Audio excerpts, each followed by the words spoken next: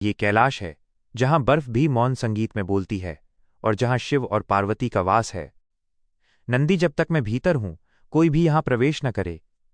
मैं यहीं बैठ जाता हूं, कोई भीतर नहीं जाएगा। ये है त्रिलोक सुंदरी देवी पार्वती। शिव शिव शिव शिव शिव लाल विथरत नाम सुनकर शिव शिव महादेव मृत्यु झुक जाए चरण। नंदी, मेरे मार्ग से हट जाओ। प्रभु, मुझे माता ने आदेश दिया है किसी को भीतर न जाने देने को। नंदी, मैं उनका पति परमेश्वर हूं, मुझे किसी की अनुमति की आवश्यकता नहीं। प्रभु, आपके आगे मैं कुछ भी नहीं हूं। हाँ स्वामी, आप भीतर कैसे आए? नंदी ने आपको रोका नहीं। नंदी मेरा अनन्य भक्त है। पार्वती, उसकी भक्ति अपार है, पर मेरे पथ को रोकने का सामर्थ्य किसी में नहीं। परंतु प्रभु, उसे मेरी आज्ञा का मान रखना चाहिए था। अब मुझे ऐसा गण चाहिए जो मेरी आज्ञा माने, मेरे शब्दों का पालन करे। माँ, क्या अब मैं हमेशा आपके पास रह सकता हूं? मेरे बालक माँ से कोई भी कभी दूर नहीं रहता। माँ, मैं अभी बाहर खेलने जा रहा हूं। ठीक है पुत्र। पुत्र, मैं स्नान करने जा रही हूं। जब तक मैं लौटूं कोई भीतर प्रवेश न करे। आप निश्चिंत होकर स्नान कीजिए, मैं द्वार की रक्षा करूंगा। मेरे मार्ग से हट जाओ बालक। माँ ने आदेश दिया है किसी को भीतर प्रवेश न करने देने को। ये आदेश मेरे लिए नहीं है, मैं पार्वती का स्वामी हूं। हट जाओ बालक। कदापि नहीं, जब तक माँ आदेश न दे किसी को भीतर जाने नहीं दे सकता। जिद मत करो नादान बालक, मेरे सामने से हट जाओ। शांत शांत प्रभु, ये नादान बालक है, मैं इसे समझा बुझाकर स्वयं हटा दूंगा। रुक जा बालक, मैं जगत पिता ब्रह्मा हूं, आज तुम मेरे निर्णय से बच नहीं पाओगे। जगत पिता हूं या देवता, मुझे कोई भय नहीं है। इस ब्रह्मास्त्र से बच के दिखा बालक।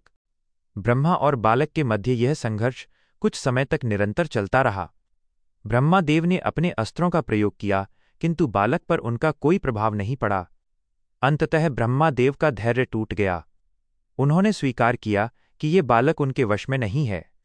तब ब्रह्मादेव ने महादेव की ओर दृष्टि की और पहली बार उनके स्वर में अभिमान नहीं बल्कि विवशता थी। ब्रह्मादेव ने हाथ जोड़कर कहा, महादेव, मुझसे ये बालक नहीं संभाला गया, आप ही कोई मार्ग दिखाइए। ओम श्री मनहराय नमः शिवाय नम नमः शिवाय नम नमः शिवाय नम। ये क्या हो रहा है? आज कुछ अनर्थ होने वाला है। ओम नमः शिवाय नमः नमः। ओम नमः शिवाय नमः नमः। ओम नमः शिवाय नमः नमः। ओम नमः शिवाय नमः नमः। ये कोई साधारण क्षण नहीं था, ये वो पल था जहां नियम, शक्ति और मर्यादा मां की ममता के आगे मौन हो गए। माता, नंदी, क्या हुआ? माता, द्वार पर घोर अनर्थ हो गया। प्रभु, आप हमारे पुत्रों के साथ ऐसा कैसे कर सकते हैं? अब आपको ही उन्हें पहले जैसा करना होगा। क्या आप सबको उस मासूम बालक के साथ ऐसा व्यवहार करना इतना आवश्यक लगा? क्या किसी के मन में जरा सी भी करुणा नहीं जागी?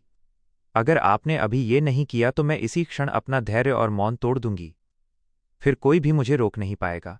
हाँ महादेव, बहन पार्वती ठीक कह रही हैं, आपको उस बालक के साथ ऐसा नहीं करना चाहिए था। समय बहुत कम है महादेव, देर मत कीजिए। अपने गणप्रेत को तुरंत जंगल की ओर भेजने का आदेश दीजिए। जाओ और ऐसा बालक खोज कर लाओ जिसका मुख उत्तर दिशा की ओर हो, जिसकी माता अपने पुत्रों की ओर पीठ करके विश्राम कर रही हो। जो आज्ञा प्रभु। नंदी और कणप्रेत जब वन की गहराइयों में पहुंचे तो किसी भी जीव ने उन्हें पीठ नहीं दिखाई। हर पशु मौन रहा, हर दिशा शून्य थी। तभी हिम से ढके उस निर्जन वन में उन्हें एक हाथी मिला। शांत स्थिर नंदी और गणप्रेत समझ चुके थे यही वही है जिसे लेकर उन्हें लौटना होगा। नंदी, ये क्या लेकर आ गए हो? प्रभु, आपने जो आदेश दिया था उसके अनुसार हमें यही प्राप्त हुआ, इसीलिए हम यही लेकर आए हैं। सोचने का समय नहीं है महादेव। इस मस्तक को जोड़कर बालक गणेश को जीवित करो।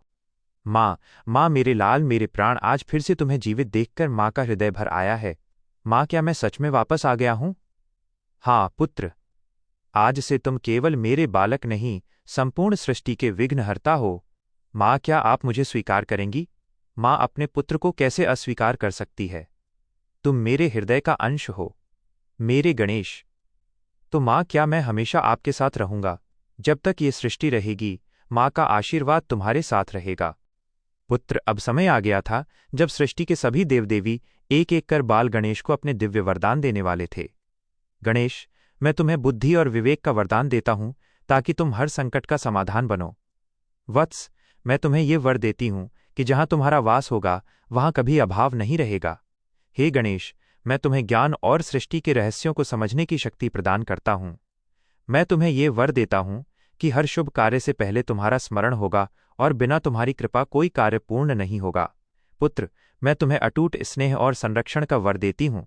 संसार में कोई भी तुम्हें अकेला नहीं कर पाएगा। जब बालक गणेश को देवताओं ने वरदान दिए, सृष्टि को लगा संतुलन स्थापित हो गया। पर जहाँ शक्ति होती है वहाँ अहंकार भी जन्म लेता है। अभिमान टूटा तो देवताओं की पुकार गूंजी, गणेश हमारी रक्षा करो।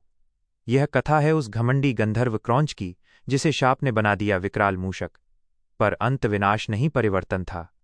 एक उग्र दैत्य झुका प्रभु के चरणों में और बन गया गणेश जी का वाहन मूषक। पाठ 2 जल्द ही आएगा, जहां अहंकार टूटेगा।